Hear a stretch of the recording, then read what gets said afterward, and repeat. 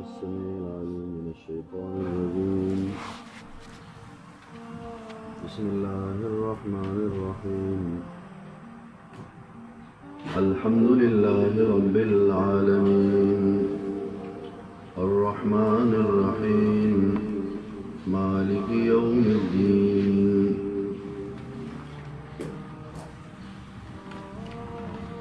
تو بسم الله کی کلمہ دا اللہ الرحمن الرحیم داغی وضاحت بلا رسول روان نبی کو الحمدللہ للہ او الرحمن الرحیم کی صورت پدی دننا اسے کی روان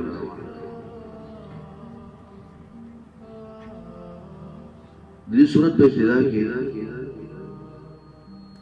رب کائنات الحمدللہ کلمہ راوڑا ودین مخیدہ سے انویل چا قل یا قولو الحمدللہ داولی لیکن مثال قل یا ایوہ الکافرون قل اعوذ برب الفلق قل اعوذ برب الناس دیکھ دار عزیز دلتا قل یقولو انویلو وجد آلا چدا کلمہ اللہ فطری طور بانے زمان با زمان مانے جاری کڑی دو جاری کول خواری علمو تا امر نکی چدا سے ہوا ہے بلکہ زمان با قلبانے ڈالیک دا جاری کول خواری چا الحمدللہ او اشارہ رجی خبری تا چدا دہر سلیم الفطرت صحیح فطرت انسان دا زڑا او دا زمیر آواز دے چاہم الحمدللہ وئی نسو بتاتا سنوئی چو ہوئی بلکہ ستا زڑا بدا ہوئی زمیر بتاتا دا خبر ہے کہ چدا سو ہوئی چاہ الحمدللہ بے حمد پا لغت کی ستائن طویلے کی او با اصطلاح کی مختلف تعریفات خلق کری دی یہ خلاصہ تعریف اغدا دے جو هو الاعتراف للمحمود بصفات الکمال مع محبته و تعظیمه چی دا چاہ حمد توینو داغا دا حمد اعتراف پکے داغا کمالی صفات کو وجبان هو الاعتراف للمحمود بصفات الکمال مع محبتی سرد دینا چی دس مستا محبت ملکی محمود سرد لچا چتا حمد ہوئے بدی وقت خلق دی مخلوق جیسی چی دا خلق صفتون کی خدای وغرز دبارہ کی محبت وسلمی اصل علش وجنا کی جی خلق دکھے و فلان و یعنی جتداس و تاخداس نا دا اللہ شکر محمد و الحمدللہ اللہ سوزم محبتم او دا اللہ عظمت بیوال بزمت بزری کی مع تعظیم اللہ بلوی گنے دیتا حمد ویلے کی بیا دی آیات کی یعنی الحمدللہ نا شروع شوا او دا سونا ویلشی سبحان اللہ رب العالمین سبحان اللہ یو استعین لصفت تے او الحمدللہ عمد اللہ صفت بیانول داغی وجہ دادا چی با سبحان اللہ کی اشارہ دا صفات سلبیہ ہوتا وضاحت تکون او با الحمدللہ کی اشارہ دا صفات ثبوتیہ ہوتا سبحان اللہ معنی دا خلاصہ یہ اللہ تپا کی دا ہے بلونا تاکہ دا ہے نشتہ دادر کی نشتہ مثال بخل در کی نشتہ ظلم در کی نشتہ ظلم نکے بخل نکے عاجز نہیں سامانا شریک دی نشتہ اولاد دی نشتہ او الحمدللہ معنی دا چې تمام صفتونه د کمال هغه تا لپاره ثابت دي. ته رحیم کریم او انصاف والی بادشاہ غنی مالک متصرف. نو په صفات سلبیو کې دومره هغه تعریف د یو ذات نه کېږي څومره چې په صفات ثبوتیو کې کېږي. نو ځکه د الحمدلله نه شروع کا په دې کې صفات ثبوتي دي، الله لپاره صفتونه ثابتېږي.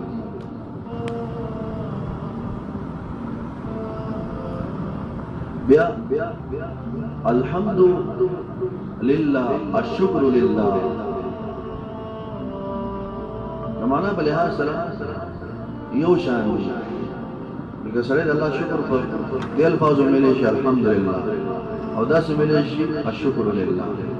نو الشکر لله په دې فاتحه کې اول کې راوړو الله د هغې وجه دا ده چې شکر هغه ستاینې ته ویلی کېږي چې په مقابله د نعمت کې تاسو څوک احسان وکړي او ته د هغه صفت وکړي نو دې ته شکر وشي. او حمد دې ته ویلی کېږي چې تا سره چا احسان کړی او که نه کړی او ته د هغه صفتونو کې ستاینې وکړي. نو اشاره دې خبرې ده چې الله د دې قابل دی که موږ سره الله احسان کوي که نه کوي خو د هغه د حمد قابل دی او د حمد لایق دی. نو ځکه الشکر لله الله نه فرمایي بلکې الحمدلله فرمایي چې مخلوقاتو ای زما بندګانانو که تاسو زه احسان وکم کو نه کوم اگر چې الله موږ سره دومره احسانات کړي دي نعمتونه راکړي دي چې هغه د شمېر نه بهر دي. وان تعدوا نعمت الله لا تحصوها.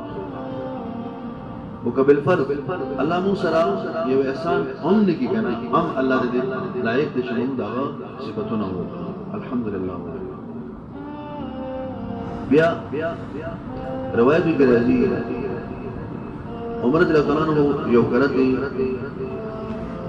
او فرمایل وقد علمنا موږ د لا اله الا الله سبحان الله الله اکبر دا پیژنو فما الحمدلله دا الحمدلله څه شی دی؟ دې کلمې څه حقیقت دی څه اهمیت دی؟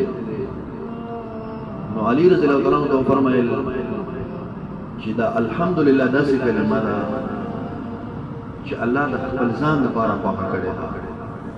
کلمه تو د یو داسې کلمه ده رضیها الله لنفسه چې الله د خپل ځان لپاره غوره کړې ده او خوښه کړې ده.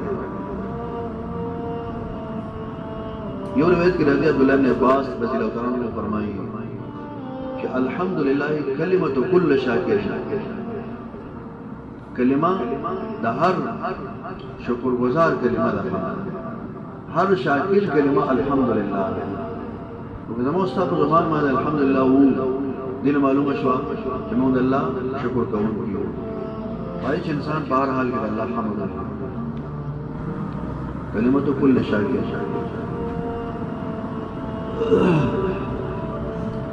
د نوح علیہ السلام باره کې راځي قرآن وایي که نه چې عبدا شکورا. دا شکور ته ولې وایي؟ د هغې وجه دا وه چې نوح علیه السلام به که خوراک کولو که څښاک به یې کولو که سملاستوب او که فیصلې باندې خرېدو د هغه په زبان به الحمدلله وایي. نو ځکه الله فرمایي عبدا شکورا شکرګزار بنده. دې کې موږ تاسو هم ترغیب دی چې تاسو ځان نه د الله شکرګزار بندګانان جوړ کړئ. د انبیاو په لار باندې روان شئ. دا د انبیاو کلمه ده. ګوره آدم علیه السلام کله چې الله پیدا کړو روح یې پکې واچول دا روح یې چې سر ته راورسېده که نه نو پرنجې یې او په هغه ټایم کې آدم علیه السلام ویل الحمدلله. الله ورته فرمایل یرحمک الله الله دې به تا دا د آدم علیه السلام کلمه نوح علیه السلام کلمه او د آدم علیه السلام نه مخکې چې کوم ملائکه هغې هم د الله حمد ویل نحن نسبح بحمدک ونقدس لک. دا د ملائکو کلمه د داود و سلیمان علیهم السلام بارک الله فرمایي ولقد آتینا داود وسلیمان علما وقالا حافظان کې شته کنه وقالا الحمدلله. د داود علیه السلام سلیمان علیه السلام هم دا وظیفه وشي الحمدلله. ابراهیم علیه السلام بارک الله الحمد لله الذي وهب لي على الكبر اسماعيل واسحاق. نو ابراهيم عليه السلام كلمه الحمد لله ویل. الحمد لله کلمه اس ناشنا جمله و ناشنا دعا و ناشنا کلمه ده کنه چې دا قرآن د مضمون په لحاظ سره مشایخ علما مفسرین هغه سلوري سي کوي سلوري سي او د هرې حصې ابتدا دا د الحمدلله کېږي. یو حصہ الحمدلله رب العالمین دې نه شروع شو. دویم حصہ سورة الانعام نه شروع شو الحمدلله الذي خلق السماوات والارض. بل حصہ درېمه هغه د الحمدلله الذي انزل على عبده الكتاب نه شروع سورة الكهف. او سلورم حصہ الحمدلله فاطر السماوات والارض سورة فاطر نه شروع کیږي. قرآن چې سلور حصې کې کنه هر یو حصہ د الحمدلله نه شروع شوی. بیا نشنا خبره دا ده چې الله رب العالمین د ځمکې او د اسمان د پیدایش تذکره کوي کنه نو التم جمله او کلمه د الحمدلله فرمایي. الحمدلله الذي خلق السماوات والارض. او کله چې د ځمکې او اسمان دا نظام ختم شي نو په هغه ټایم کې هم کلمه د الحمدلله ثابت ده. قرآن کې شته چې د خلکو په منځ کې به فیصله وشي قیامت په ورځ باندې او وقیل الحمدلله رب العالمین. چې فیصله وشي دا غنه بعد وویل شي الحمدلله رب العالمین. نو د ځمکې اسمان پیدایش سره هم الحمدلله او په ختمېدو سره هم الله الحمدلله ذکر کوي. دغه شان جنتیان چې جنت ته لاړ شي او بخ چې جنت ته لاړ شي نو هلته به الحمدلله الذي هدانا لهذا. الحمدلله جنا موږ د لار ښودلې وه وما كنا لنهتدي لولا ان هدانا الله.